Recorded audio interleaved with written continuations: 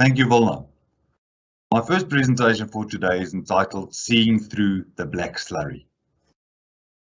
The fourth industrial revolution is upon us. Online analyzers, big data analysis, and computing power allows us to process signals and data in a way that we've never been able to do before. In our presentation today, we'll also discuss the types of online analyzers available to the market.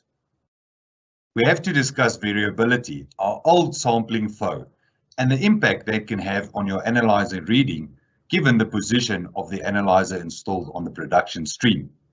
And finally, we'll look at metal accounting grade process control sampling and integration with analyzers as a best alternative to monitor your process performance.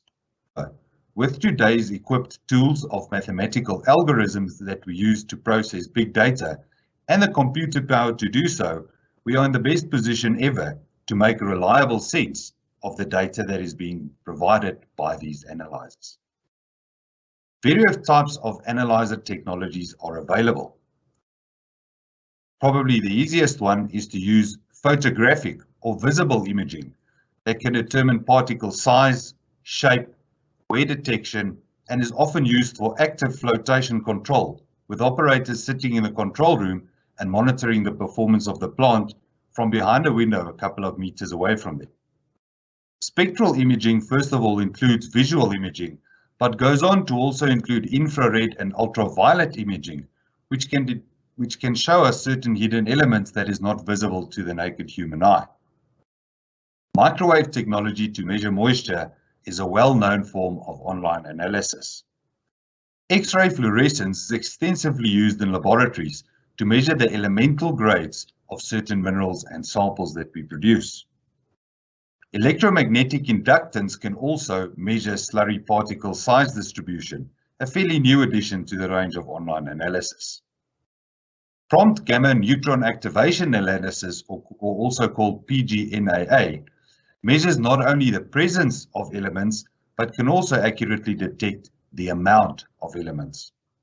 PGNAA technology is also quite unique to some of the other analyzer technologies, where this is a penetrative technology which allows the gamma neutrons that are being generated to penetrate through the minerals, where you can actually see inside the particle as opposed to taking measurements on the surface only. CUT analysis can do inferred elemental calculation by measuring slightly radioactive potassium, uranium, and thorium, and then through the correlation of those elements can also tell us what the valuable analyte concentrations are within our minerals. Nuclear analysis is very often used and is the market leader currently in slurry density measurement. But non-nuclear analysis also exists, particularly for magnetic slurries, which is applicable to dense medium separation, where the density of your correct medium circuit can easily be controlled using a non-nuclear density measurements. Neutron inelastic scatter and thermal neutron capture are both LMS analysis that can be used to analyze batch regimes or composite samples typically produced at the end of the shift. And finally, sound can also be used to measure performance on a mineral processing plant. Most analyzers are surface measurement devices that do not penetrate into the material or slurry streams that they analyze. In an example, if we had a cube with 6 different sides and we measured each of those sides using one of these surface technologies, the result would be different for each of them, leading to the definition of a sampling bias. And if there's one thing we know from theory of sampling, it's that a sampling bias is never constant. These surface phenomenal biases do not even divulge into the geological complexities and grade by size assays that are typical to our minerals of interest. Penetrative technologies are a step in the right direction because a penetrating analysis stream can at least eliminate one of the dimensions of variability of the stream that we are analyzing. If our analyzer is penetrating throughout the height of a material burden, and assuming here, of course, that there are no height limitations to that particular analyzer, We can measure all the variability and account for it accurately that exists across that dimension. Similarly, with online analyzers and rapid computing response times, if we take sample analysis frequently enough along the length of the conveyor, we can also account with good accuracy and precision for the variability along that dimension. That leaves us then with one dimension, which is the stream width, which often analyzers unfortunately could fall short. Zooming into variability, in this diagram on the left-hand side, we've got a pipe flow with slurry on the inside. The velocities of those pipe flows are indicated by the velocity chart. Zooming in into the very dynamic section around the pipe bend, we can clearly see that there is a velocity differential on the inside elbow of the pipe compared to the outside. If we therefore installed surface measurement analyzers into the positions as indicated, one on the inside of the pipe bend and one on the other, those surface measurement analyzers would give us two different results, resulting from the variability that exists within the pipe. But variability is not limited to slurry applications only. This slide indicates to us the typical material profile on a conveyor belt. Again, if we positioned analyzers at the top of the conveyor, we would more than likely only analyze the large particles by surface deflection, and of course those particles would have a different mineralogical composition to the finer particles that we would find at the bottom of the belt. Also, at the shoulders of the belt there exists a different composition of minerals and therefore grades. As we can see, installing analyzers at different positions on a conveyor belt will also give us a different result. Conveyor head pulley discharge also results in segregation of minerals, where coarser material has higher inertial forces that will allow them to travel further, and finer material will almost fall vertically down from that point. Installing analyzers at different positions around this variability would give us different results. Stockpiles are similar, where coarser material would agglomerate on the outside and finer materials towards the inside of the stockpile.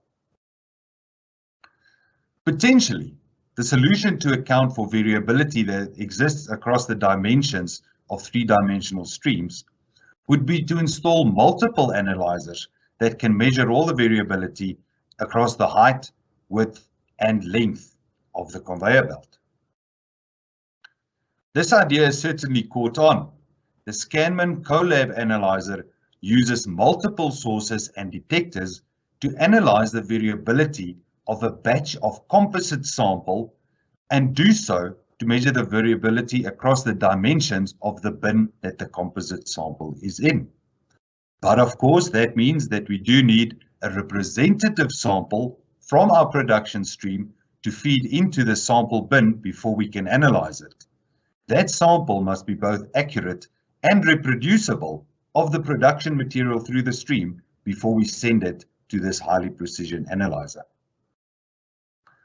Conventional theory of sampling compliant samplers, automated mechanical samplers, are known to sample the entire height variation of a stream and has to sample across the entire width, also accounting for that variation of a stream.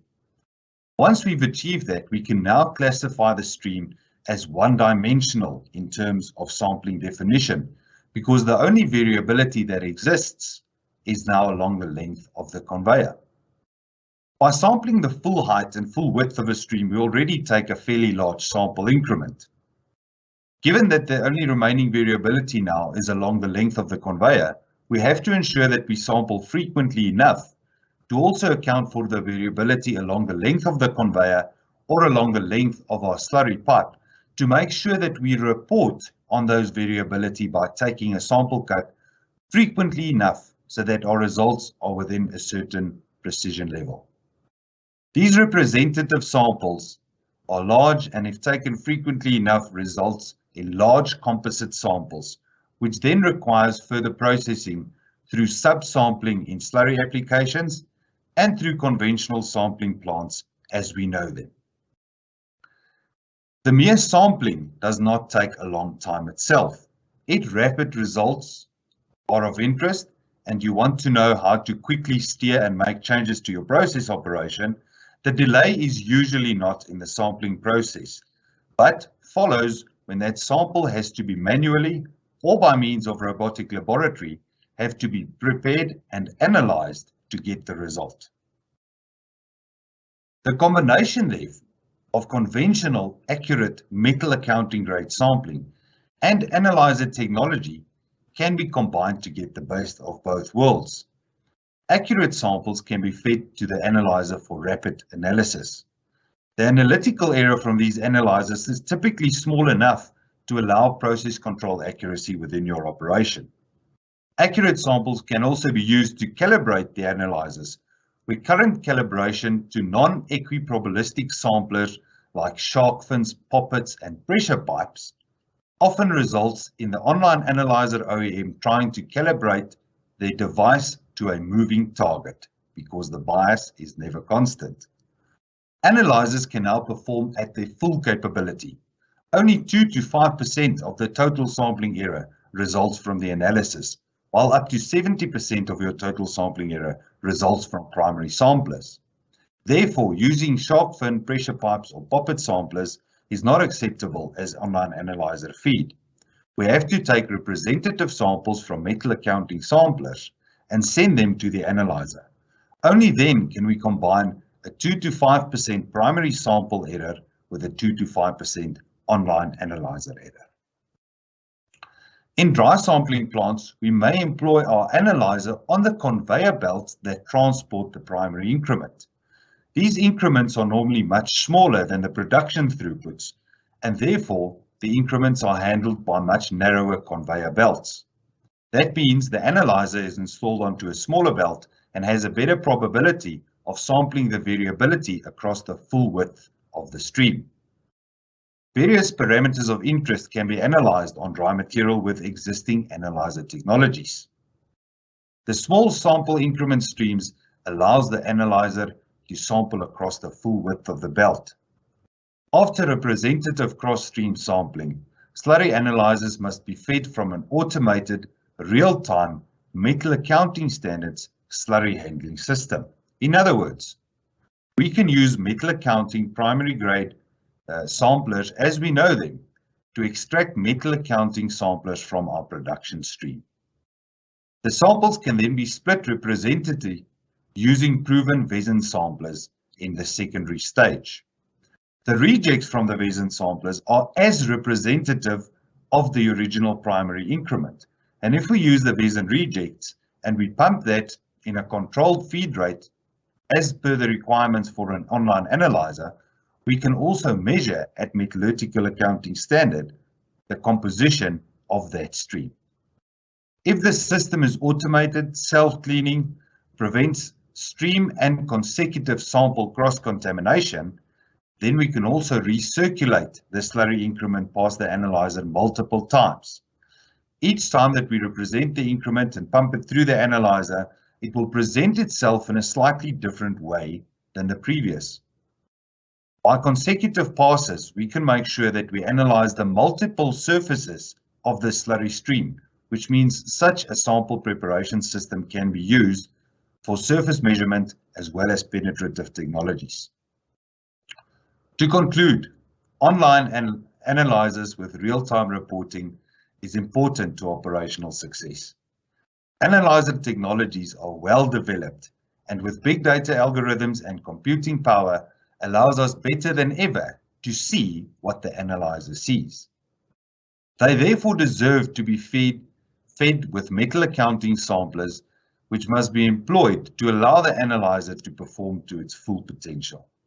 A combination of metal accounting composite samples and analyzing their three-dimensional variability can result in high precision control sampling for reliable decision making and improved control loops. Thank you very much.